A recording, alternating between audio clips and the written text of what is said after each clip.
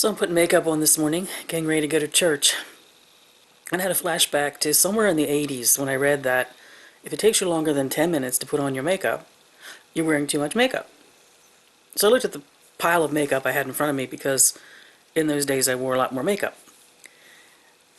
And thought, okay, I'm going to be a responsible modern woman and I'm going to eliminate some makeup so I get my makeup on in 10 minutes.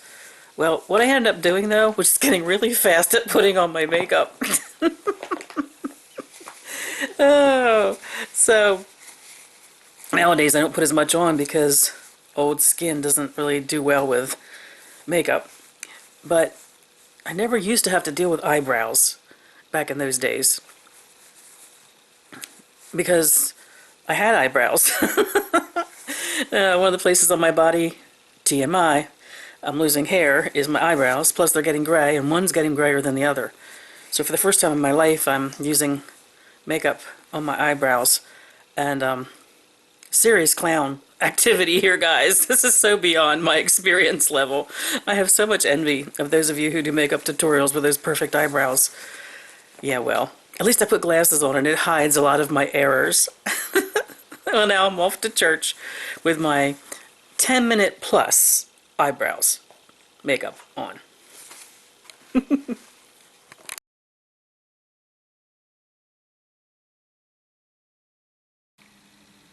So no, there's nothing about these particular bushes that I'm capturing.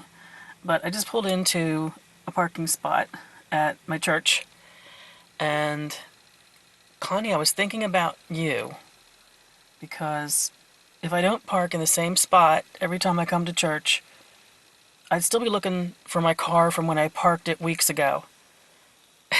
Yeah, things do change as we get older, don't they? My car's small, so you don't see it once other cars park around it. Especially since around here there are a lot of trucks and things. Although we're not so much here at church, where we have a lot of Priuses and politically correct vehicles. And but I was thinking of you as I parked in my spot, which is actually pretty far out from the rest of the people parking.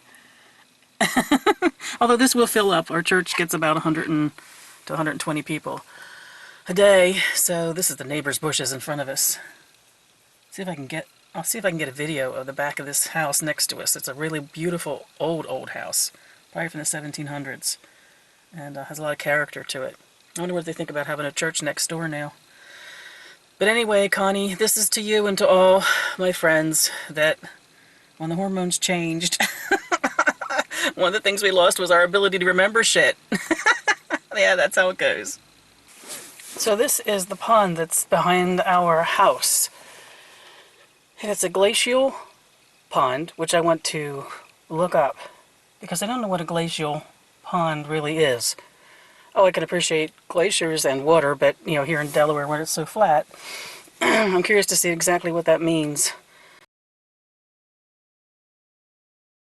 But it's a beautiful, peaceful place. Sometimes if the sermon kind of really needs me to sit and think, I like that bench right down there by the water. A little too cold and damp today.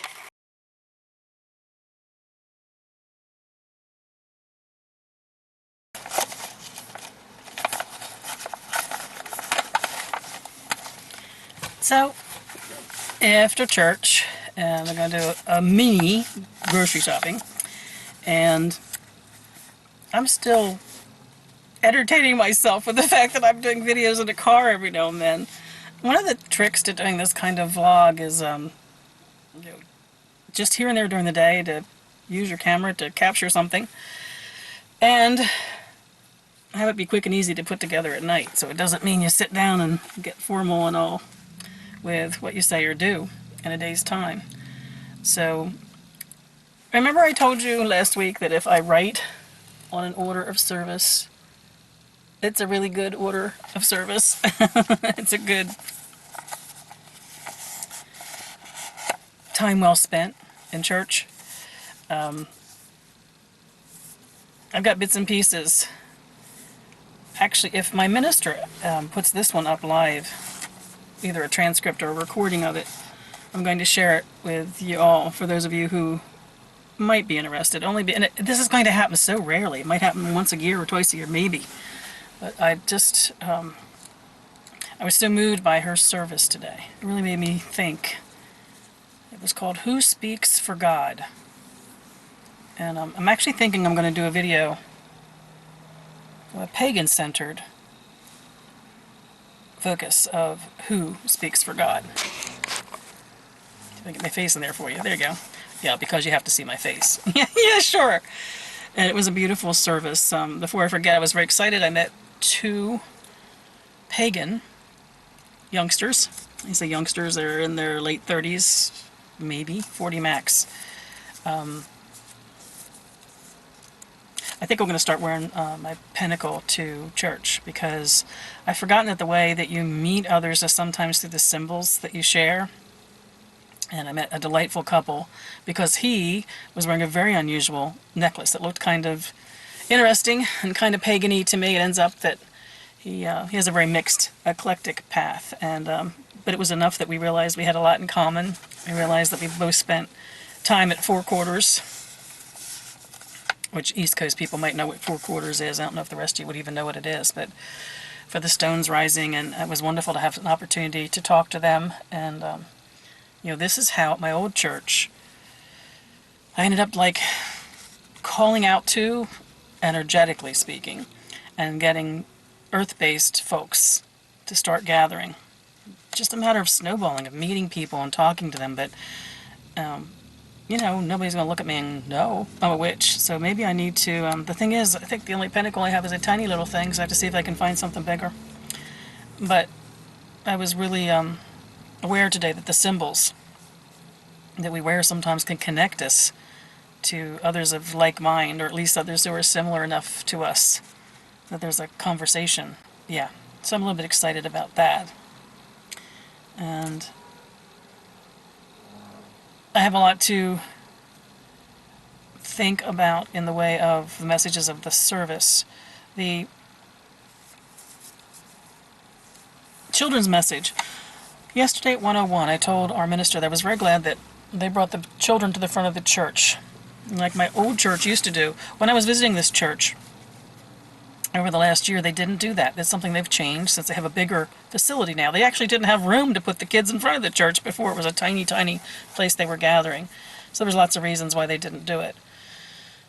Plus, at that point, ooh, somebody's in trouble. Yeah, Beach Highway's behind me, so we're going to hear that kind of thing. They only had like 24 kids or so in their religious education for children. I don't think they call it religious education, they call it something else, which I've totally forgotten what it is. But now that we've had the building of the new church and there's a lot more people, there'll be more families joining, there'll be more kids, and it's just wonderful to have them at the front for a little something from the minister, and then we sing them out. There's a little song that we sing that's beautiful, that we sing them out so they can go off to their classes, and I just love that. So, a minister, I told her yesterday in the 101 class that sometimes the highlight of a sermon to me is actually the message that's given to the kids. I said, I'm a 62-year-old kid out in the congregation, and I wanted to thank her for the fact that she had instituted this particular change of the children's message. And today it was beautiful. It was about God meeting with the angels, about how he would know if humankind was seeking him, and what were they willing to do in order to find a relationship with him.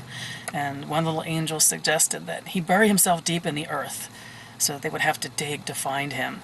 And he said, no, that they'll find me in a way too easily if I do that, and I need something more challenging. And another little angel then says, well, put yourself in the moon, on the moon. And he said, no, I just have a feeling that someday the moon's going to be within human grasp too easily. They won't have to work for that.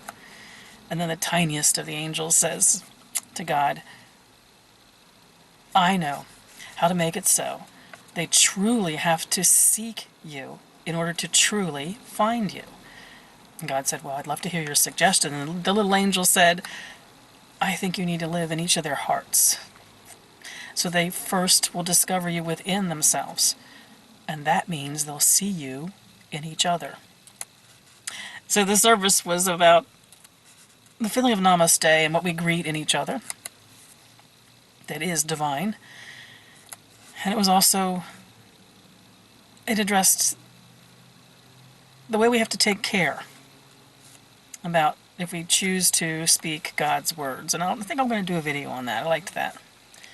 So I thought that was it for me. I thought that was my takeaway, was the most difficult, the challenging place we go to find our concept of what God might be is within. But if we feel it there, we start seeing it in each other. Yeah, the wicked in me was sitting there going, for if that which you seek, you do not first find it within, you will not find it without. And sometimes that finding without is the place that we share heart to heart. And then the sermon blew me away. So, like I said, you're not going to get links to sermons from me, but if our Reverend puts up that particular sermon, I'll probably share a link to it. And I have these little bits and pieces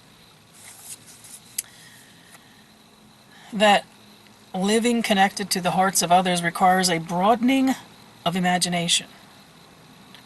A broadening of imagination. Because we have to step outside of what we think we know and our limited perception of things in order to be accepting of differences and what's out there. A broadening of imagination. I liked that phrase.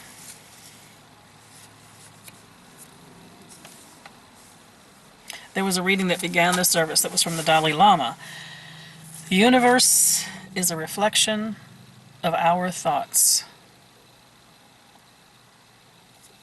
Something for me to consider in the way we make manifest of what we do and what we believe in a physical way.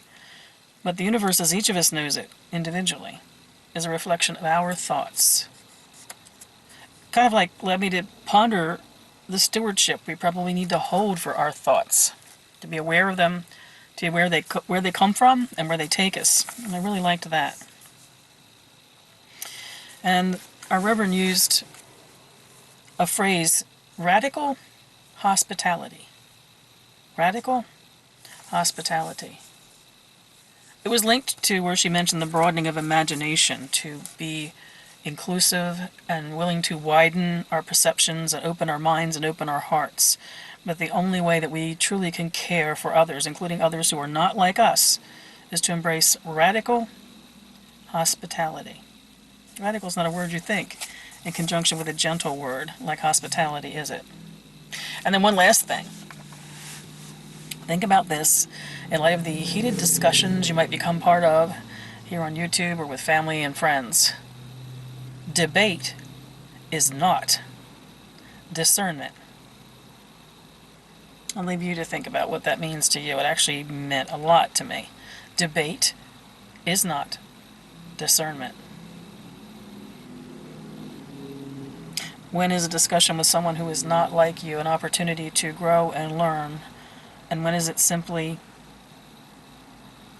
a battle of words?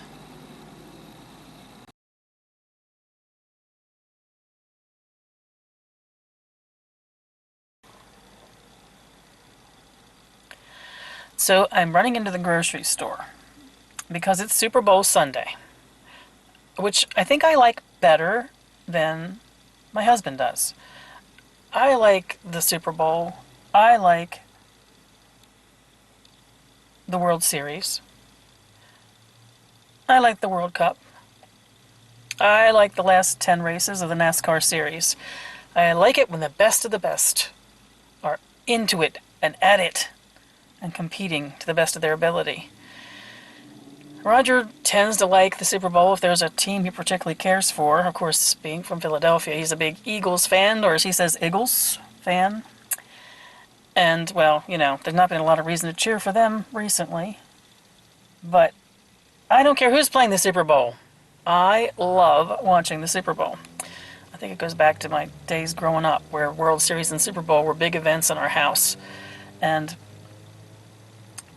it's a chance to just settle down for the afternoon with Roger. Kind of like on NASCAR Sundays. I try and preserve Sunday afternoons to watch the NASCAR race with Roger, because when I met him, he kind of converted me to being a NASCAR fan. And Super Bowl Sunday comes with snacks. Oh, I know it does for a lot of you. But we don't have snacks in our house.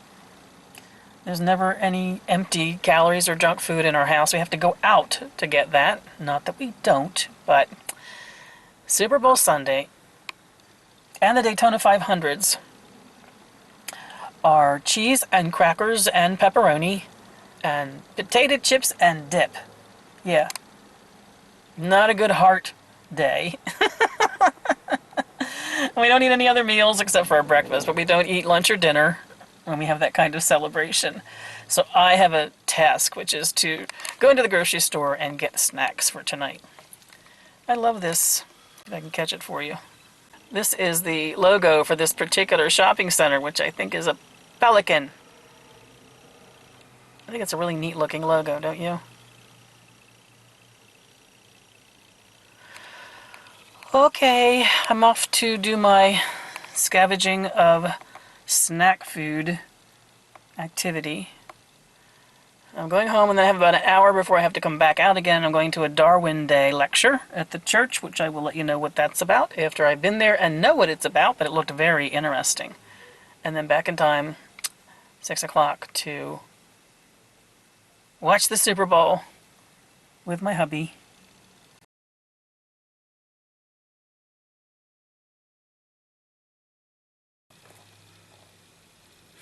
So, I'm so excited. I hope, when I said about the snacks before, I hope I didn't make it be all about snacks for Roger, because I have to admit, I really look forward to these too. I'm a little windblown. It's windy out there. It's windy and it's a bit cool, but it's a beautiful day. And the snacks aren't just about Roger, because we don't have them in the house. When we do have them, it's such a big treat. Like, we never have ice cream. We never have chips or crackers or things like that. So I was a woman on a mission because I wanted horseradish cheese, and I don't know if they have that where you are. It's basically usually a mild cheese of some kind that has horseradish in it. I wanted to slice that up for our crackers. Well, they didn't have horseradish cheese, but they had horseradish dip for our chips, so I'm happy. And something else happened that was so neat. There was, it just twice in one place. It just, I don't know, it was, I guess I'm still thinking about the, when are we and when are we not speaking on behalf of God. And I met a woman who was looking for something. Now I don't remember what, and I helped her find it. And she was height impaired. I'm not real tall, but at 5'7", you tend to be able to reach the top of all the grocery shelves. But if you're 5'2", forget the top shelf. Bottom shelves are the bane of my existence. So anyway, I helped this woman get something off the top shelf, and she looked at me and she said, "You have such a happy face." I thanked her for that. That was wonderful. So as I was pushing my little cart back across the parking lot to take my groceries to the car, there was a couple coming towards me, and I smiled at them and I said, "Good afternoon." And she said, "Oh, you're such a happy person." I said, "It's a good day." And she said, "They're all good days, aren't they?" You know, sometimes speaking God's words might be just putting out an energy that others react to. And then something happened in the grocery store. I love these moments. These are the kind of things I always capture in my journal. The woman who was the checkout clerk in the lane that I was in was elderly. Now, when I say elderly, I think she might have even been older than in her 70s. She was either in her very upper 70s, or I wouldn't be surprised if she was 80. We do have a lot of older people who work retail here because it is a retirement community, and some people struggle in their retirement.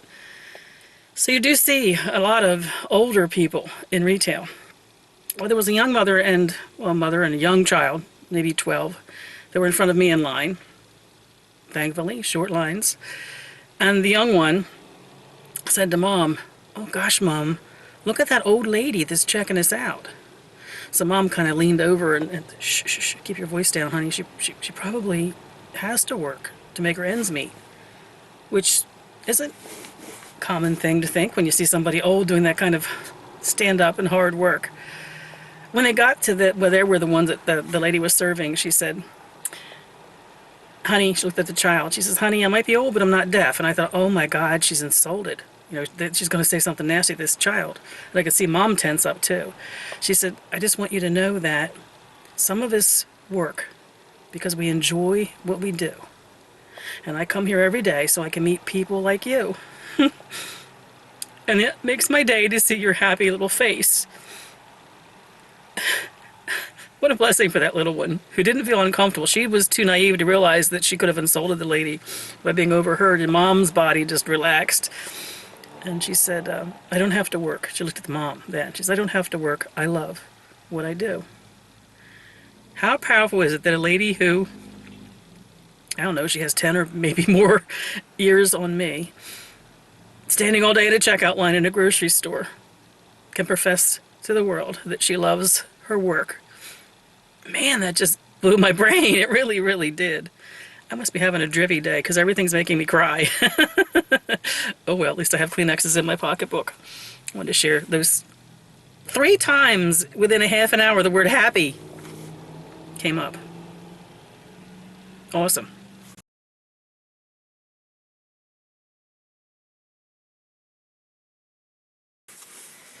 So here I am, back in the car, reporting in again. And it's a little bit, it's getting towards dark. I put the inside lights on, and I hope it's enough to record. We'll see. Let me see if I can at least get my face in here.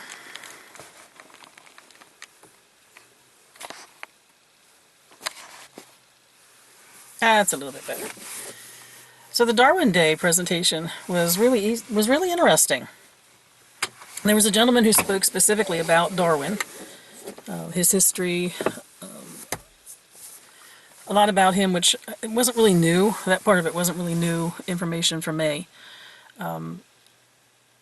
But interesting for me to learn, which I didn't appreciate, but now I'm going to read more about it, is that one of the reasons why Darwin was so passionate with his theories about origin of the species and the descent of man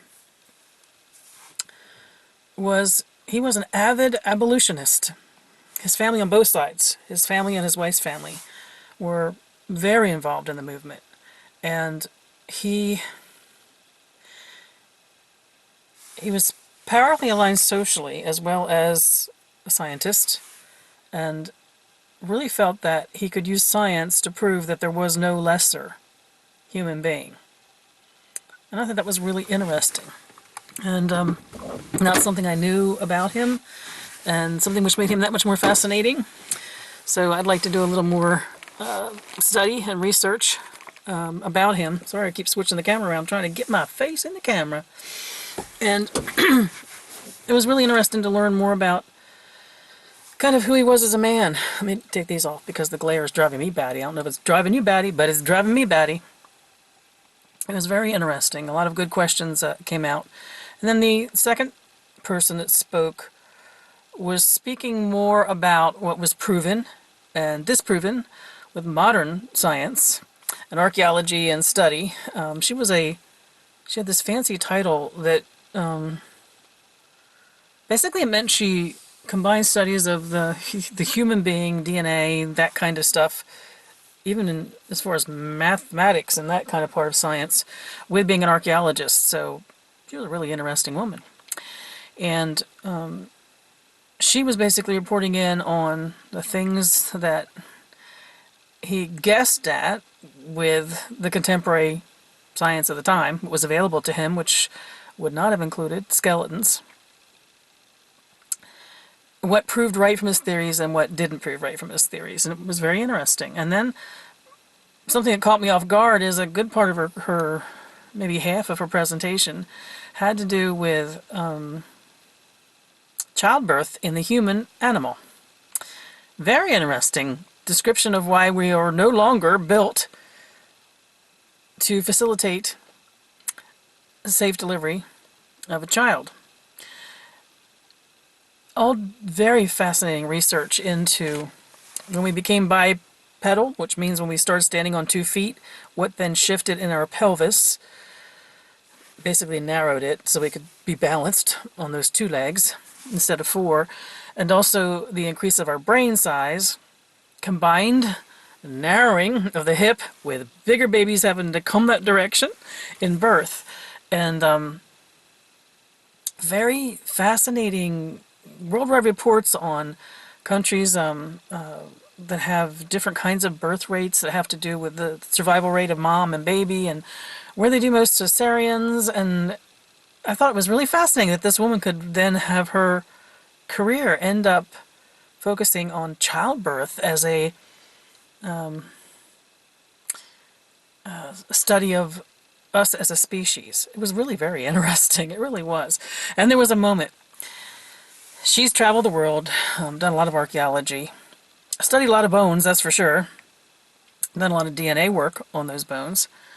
And I just found out, I didn't realize it, that there's now been some DNA work done after a long process on Lucy. I didn't know this. I think some of my knowledge is a little bit outdated at this point.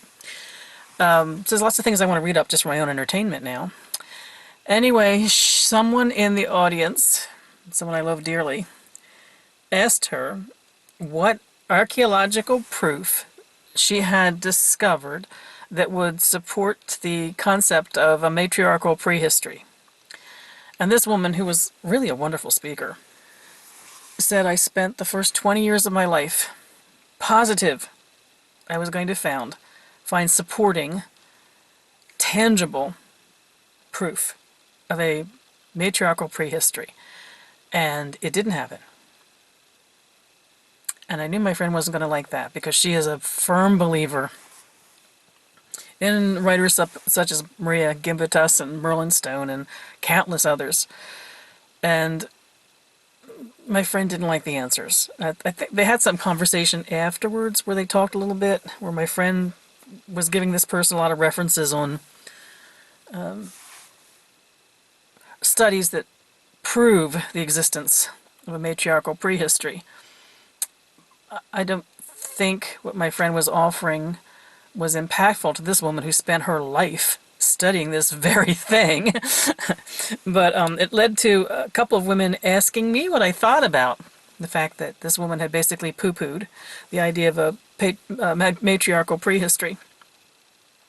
And I said, with all respect to my sisters who believe in it, believe that they have the facts to prove it, because according to who you read, there are facts to prove it, or who need to believe in it, because I was one of them, and it didn't hold for me.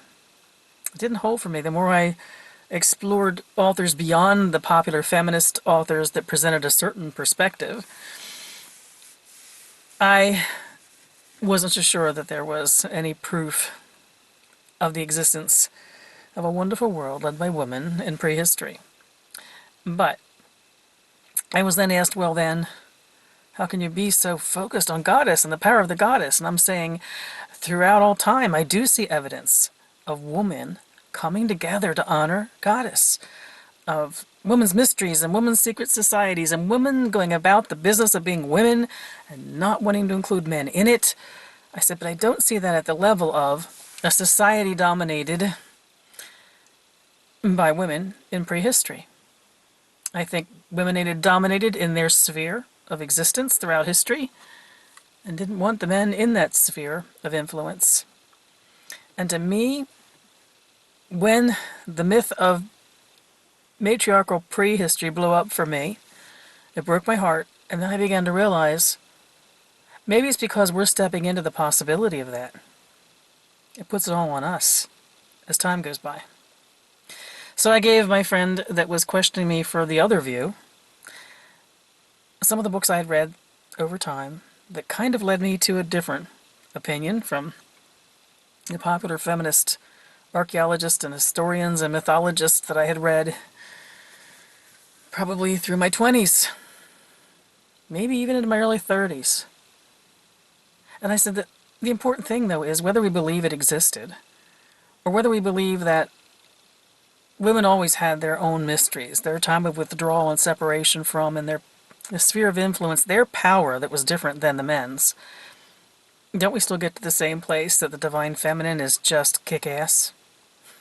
Whether we saw her as leading society in a loving way, or we saw her as being just as territorially protective and violent as the men, times may indeed have called for it, or whether we saw her mysteries as being hidden, and known only to other women. Doesn't it still get us to a similar place? I remember in my 30s when I started having different relationships to the idea of a matriarchal prehistory. It wasn't popular amongst my sisters.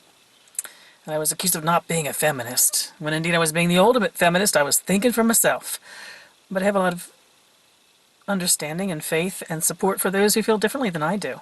I would love to have had more of a conversation with the woman who gave the second half of the presentation today, because she admitted that she wished, she was a woman in her early 70s, that she wished she had the scientific proof of the myth of a matriarchal prehistory. And of course, then some of the women were questioning, well, what about all the statues that, the pictures, the beautiful pictures in Maria Gimbutas's books? And she had an answer for that, which is other people, other scientists and researchers probably would fill that same book and have filled books with images of the male and the phallic. She said she didn't feel like it demeaned women's role in society here or then, but that she was quite sure she was going to go to her deathbed with no proof of this wonderful, loving, perfect world once run by women. So I didn't expect to have that be part of my considerations for the day. And it was interesting to see how some of my friends that are very goddess-centric reacted to that. And it was a reminder to me that we all have different opinions. We all have different things we base our opinions on. And whether we believe in a prehistory power of the feminine, or we see it as a myth, a prehistorical matriarchy. Finding what we share in common in our relationship to our concept of the divine female or the divine male, that's what's important and what matters the most. So I didn't expect to go there in a lecture on Darwinism. And I need to know more about Darwin as a man now. I think I didn't know enough to realize how intriguing and fascinating of a man that he was. So all in all, it was a good day. I wanted to finish this off in the car because I want to download my snippets for the day without setting up the camera or in any way being separated from my husband. I've just done a lot of running around in the past several days, and I feel like I'm kind of missing him. And he'll be watching the football game as I will be, but so I'll be beside him with my computer on, probably to put together today's snippets. But I didn't want to be taking the camera in and doing yet more vlogging. I'm done for the day. In fact, it's probably another long video, come to think of it. But I didn't expect to be challenged to think that much by this afternoon's lecture. And a couple of the women asked me, because they were surprised that I wasn't a believer in the myth of matriarchal prehistory. They just assumed because I love Goddess that I would be there.